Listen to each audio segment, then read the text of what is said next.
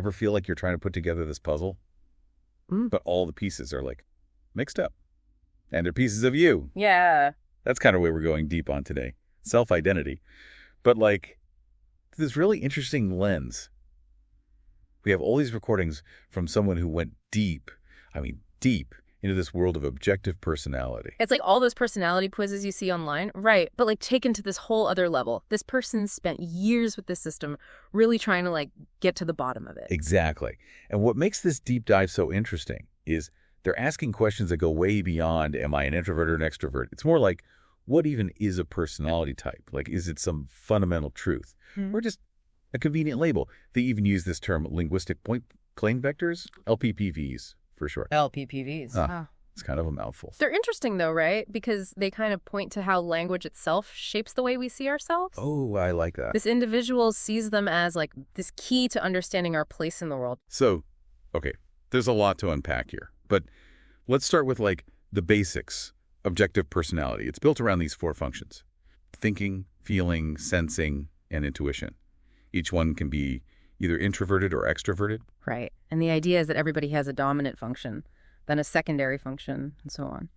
How those functions stack up determines your personality type. Gotcha. So in these recordings, the individual talks about spending like a decade identifying as a Ni-Fi that's dominant introverted intuition with secondary introverted feeling.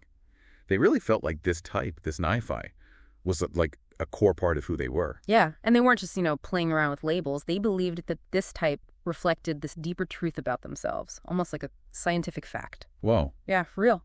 But then there's a twist.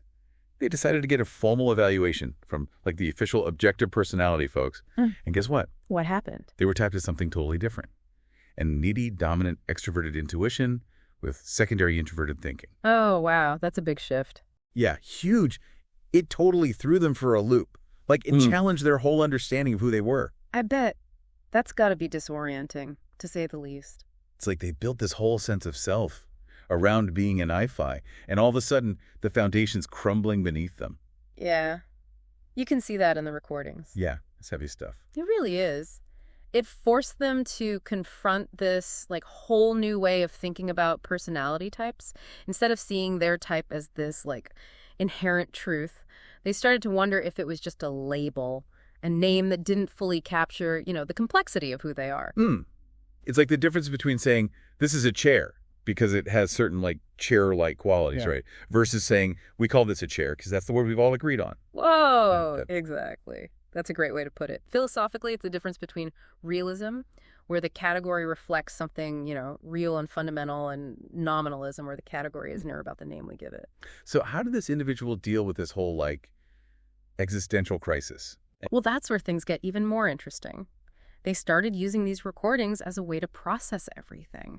They call it offloading technical linguistic debt, or OTLD. OTLD. Yeah. Okay. That sounds pretty intense. It is. They describe it as the opposite of thinking without speaking. It's like they're taking all these complex thoughts and feelings that are like swirling around in their head, and they're trying to make sense of them by putting them into words. It's almost like thinking out loud, but with a purpose. It is like thinking out loud, but with this like very deliberate, approach. They're trying to untangle this whole knot of confusion and doubt by like talking it through. Recording their thoughts as they go. Makes me wonder if there are other ways we do this kind of like linguistic offloading. Do you journal? Yeah. Or like just talk things out to clear your head? Oh, yeah. All the time. I find that sometimes just like saying things out loud helps me to see them in a new light. Like it's giving shape to these like fuzzy thoughts that are floating around. Totally. Now let's get back to those LPPVs, those linguistic point plane vectors. Yeah. The individual in these recordings, they really emphasize how those LPPVs like shaped their understanding of their Ni-Fi identity. Right. They'd spent like a decade seeing themselves through that lens of those LPPVs. And it, reinforced their belief in that Ni-Fi type. It was like this self-fulfilling prophecy. And then bam, this new typing comes along and throws a wrench in the whole thing. Yeah. It's interesting because they even talk about feeling like they've become one of those people. The ones who get like super attached to their type and can't handle being anything else. Yeah. It's almost like they're seeing themselves from the outside, recognizing, the potential pitfalls of getting too fixated on a label. But it also shows how deeply they were invested in that initial, like, MiFi identity. Yeah. They talk about how if they were truly operating from the functions that were suggested in the new typing, they wouldn't have even flinched at the change. They would just, accepted it and moved on.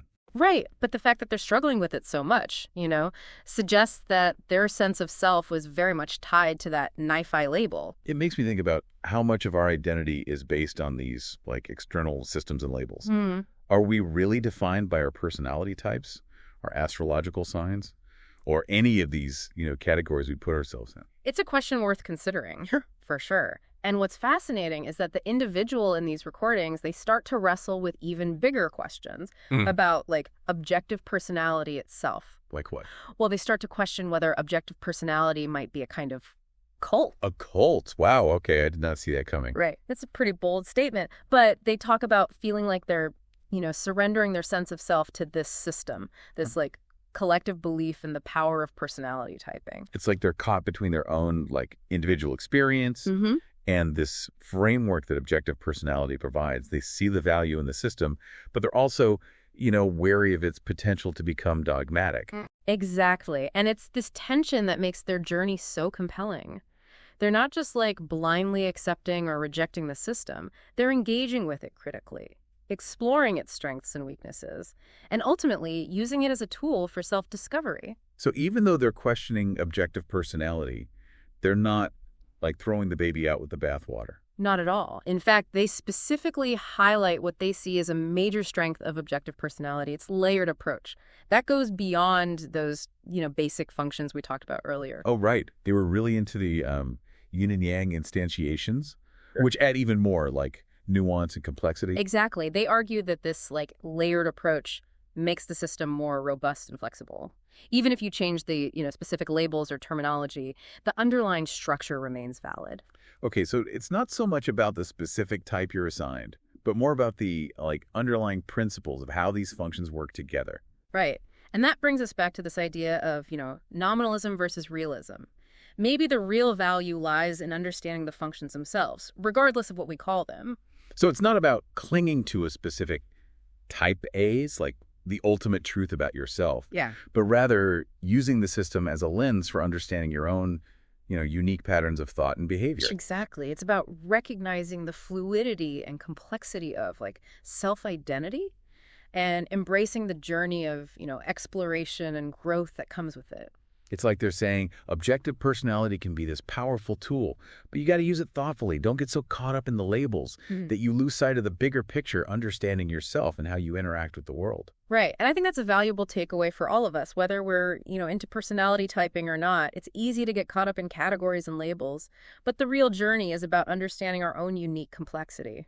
So to recap, we started with this individual who was, like, deeply invested in objective personality, believing that their NiFi type was this, like, inherent truth. Then a formal evaluation threw them into this existential crisis, forcing them to confront the idea that these types might just be labels. And through it all, they're processing these complex thoughts and emotions through this, unique practice of OTLD, offloading technical linguistic debt. It's like they're using language itself as a tool for self-discovery. And they even find themselves questioning whether objective personality might be kind of cult, which is, a pretty provocative thought. Makes you wonder about the responsibility of the people who create these systems, right? What's really interesting to me about all this? It's like this whole experience with objective personality. It kind of pushed this person to really examine not just the system itself, but their own relationship with self-definition. Like, who am I? For sure. It's like they went on this journey expecting to find answers. Right. But they ended up with even more questions about themselves, about personality, about how we use language to understand who we are. Totally.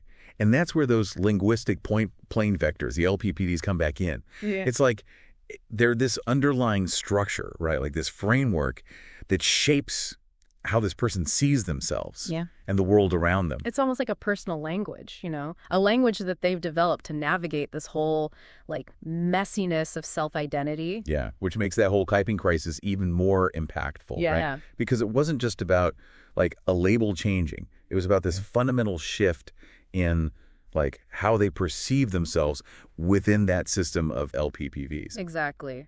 And I think that's something we can all relate to, right? Even if we've never, like, deep dived into objective personality, we all have these frameworks, these ways of seeing ourselves that are, like, deeply ingrained. And sometimes it takes a jolt. Yeah. The challenge to those frameworks to really make us step back and re-examine what we believe. Like, wait a minute, who am I? It's like that saying, right?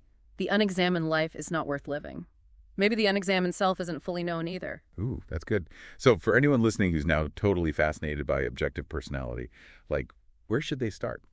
Well, there are tons of resources online, but I think the best advice is to approach it with, like, curiosity and an open mind. You know what I mean? Yeah. Don't get too caught up in finding the perfect type.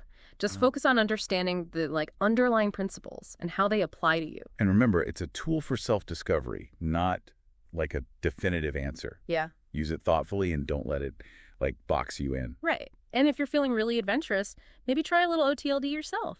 You know, grab a notebook, a voice recorder. Just start talking through your thoughts and feelings about who you are. You might be surprised by what you uncover. I love that. It's like a personal deep dive into the most fascinating subject of all. Yeah. Yourself.